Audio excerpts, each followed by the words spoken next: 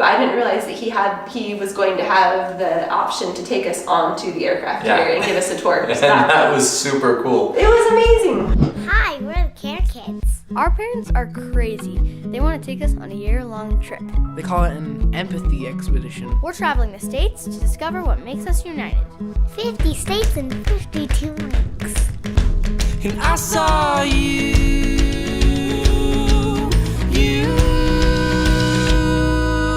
Cause I wanna be like the wind. I wanna run with you.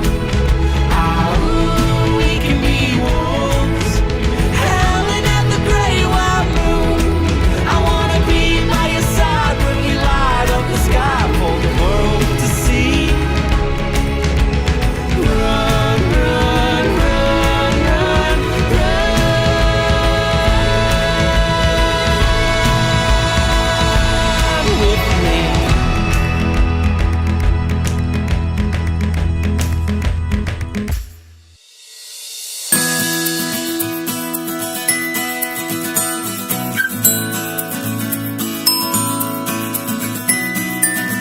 The thing that was really cool while we were in Virginia also is that we were able to meet one of those people who is contributing to our country. We were able to go onto an aircraft carrier and have a tour by someone who is just doing his duty. Our friends and neighbors back home, the Springers, told us as we were heading out that way, hey, our son Jordan works on an aircraft carrier in Virginia, so you've got to meet up with him. And we thought, sounds awesome, but we didn't realize what that involved. It meant getting to go on the aircraft carrier. Yeah, so that was really fun. I'm Petty Officer Jordan Springer. I'm stationed here on CVN 78 USS Gerald R. Ford, the world's newest Navy aircraft carrier. They're gigantic. You see them on TV, you know, like out in the ocean, and they just look like, yeah, like Battleship, like the game, you know, you're just like, there's that little boat out there, but no, they're gigantic. They land airplanes on them. Watch your chains, we got everything's chained down. So Jordan works as basically like a firefighter on the aircraft carrier. These are our little mini fire trucks. We got a guy that stands on the back. Our driver obviously drives in. We got a guy that sits here. The driver operates his turret.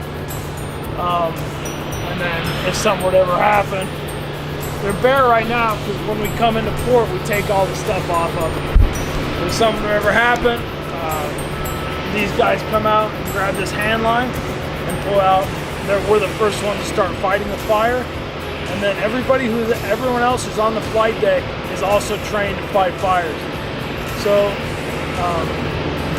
they'll finish fighting the fire while we get ready in our proximity suits, big aluminum suits we wear, and start getting ready to do rescue and then try and salvage the aircraft as best we can. And so when he's away, you know, it's kind of like you're working 24/7. You have this little area where you can go and sleep and that kind of thing. But then yeah, you're there. I mean, you don't get a break necessarily from the job. I don't think. I think it's pretty high stress work. There's firefighting gear everywhere.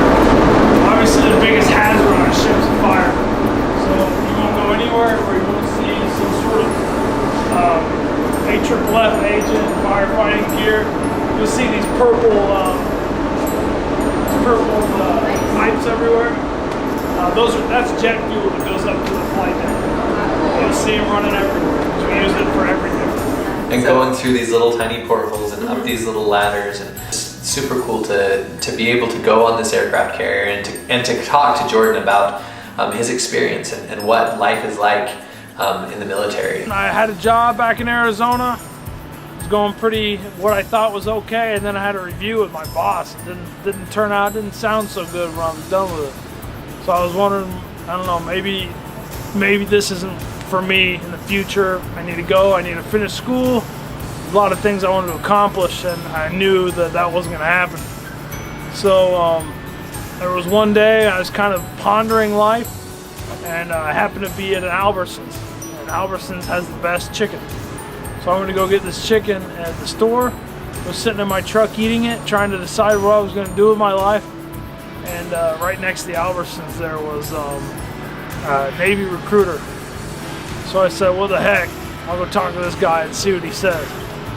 So I went and talked to him. He looked at me like I was crazy because I was way too old to be doing this. and here I am. A few years later, I'm 3 years into the Navy, experienced a lot. Had the ability to go finish school I never thought I'd have the ability to go do. I'm really glad that it happened to be that I wanted to go be chicken at Albertsons that day, because it worked out really well for me and my family. So Jordan talked about how when you're up on deck, you have to be incredibly aware of your surroundings. There are planes that are coming in and out. You have to be just super aware. So when a jet comes in, you can see these painted lines right here. When it comes in, we've got these big long wires. There's 1, 2, 3. They've got 3 chances to catch one of these wires with a hook that hangs from the back of their plane. They'll catch that wire and it'll stop them from obviously driving right off into the ocean. Okay.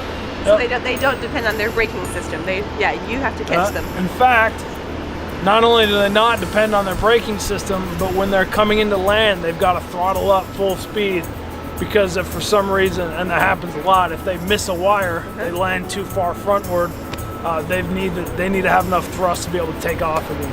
That's true. Yeah. So, we sit our truck right here, and as you can see all these tire marks, that's where the planes land.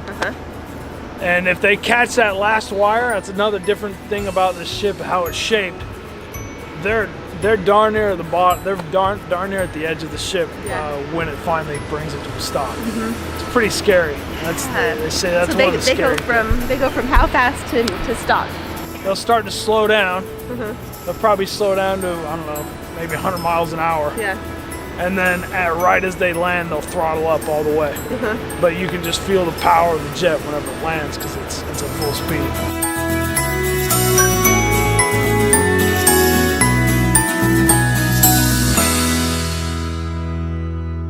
I did not realize how massive. I mean, they're landing a plane on top of a ship. Yeah. It's crazy. It is crazy. They're huge. Yeah. They're tall as well as they are long. I mean, they're obviously long enough to land an airplane, but they're also several stories tall. So we have these numbers that tells you exactly where you're at. That tells you how high from top to bottom you are. That number tells you where you're at from front to back, and then this tells you where you're at from side to side. It's like this big grid that if you know these numbers, you know where you're at, you should be able to find anything on the ship. But this is where basically they do the organization of everything that's going on the flight deck while planes are in the air. This board is what they use to. I don't have any pieces out. These F-18s are to scale, and they put them on the board and move them around real time. And that's why you're not supposed to touch this board, because they don't want anything getting messed up, because that's how they remember it. Sure. So if you ever touch the door, you're supposed to leave $1. You'll see some pretty famous people have come through here.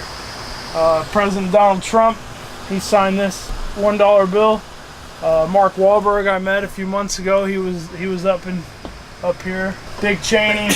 Mark Wahlberg wanted to show everybody up, I guess. So he left a $100 bill. I like it.